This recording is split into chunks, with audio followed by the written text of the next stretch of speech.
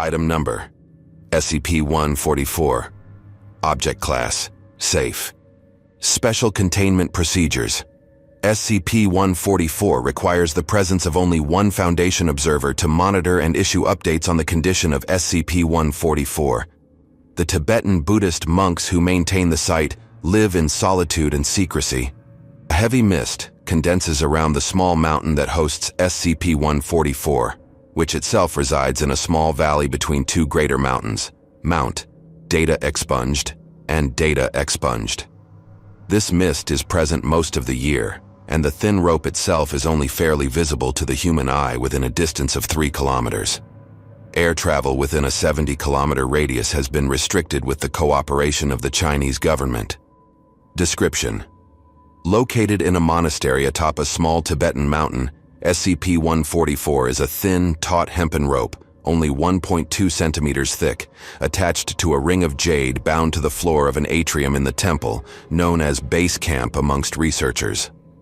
The other end of SCP-144 extends straight upward many kilometers up into the sky to a yet-to-be-explored satellite in geostationary orbit above the Earth at an altitude of about 39 kilometers, over 22 miles away, known as the Summit amongst researchers.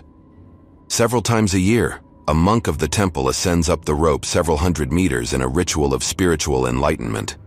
The monks report that to this day, only one person by the name of Data Expunged has ever been killed during the ascension. Throughout the centuries, several climbers have disappeared, yet the monks believe that one day they will return, bringing greater understanding and enlightenment with them.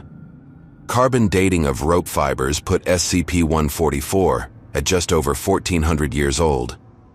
Foundation anthropologists believe that the rope and the tradition of climbing it began within the rituals of an ancient, dead religion before Emperor Songtsen Gampo brought Buddhism to Tibet. At that time, it is believed that the rope was several kilometers longer. The attendant monks say that the jade ring was added in the early 9th century by the Ralpacan to keep seasonal winds from picking up the rope and swinging it throughout the countryside. Several times a year, the head monks untie the rope from the loop of jade and reposition the knot. Research has shown that in recent years, the rope has moved skyward at a rate of about 180 centimeters per year, and is slightly accelerating at a rate of 1/100th of a centimeter per year squared. With only a few hundred meters of rope left, the monks are unsure of what to do when it reaches the end. Some hope to add length by attaching separate sections of rope to the original, while others believe that new rope won't have the strength of the old. Research has been unable to explain how plant fiber rope has been able to survive 1,400 years and maintain such tensile strength at such extreme temperatures and conditions of the upper atmosphere and space that people are able to climb it, let alone support its own enormous weight against itself, all 39 kilometers worth of rope. If the summit is accelerating away from Earth, its pull on SCP-144 is also unexplained. The summit has only been properly imaged by ground-based telescopes, which show the rope of SCP-144 going up and over the edge of a large asteroid-like rock, several hundred meters in width. Satellites have been unable to picture the opposite, dark side of the summit.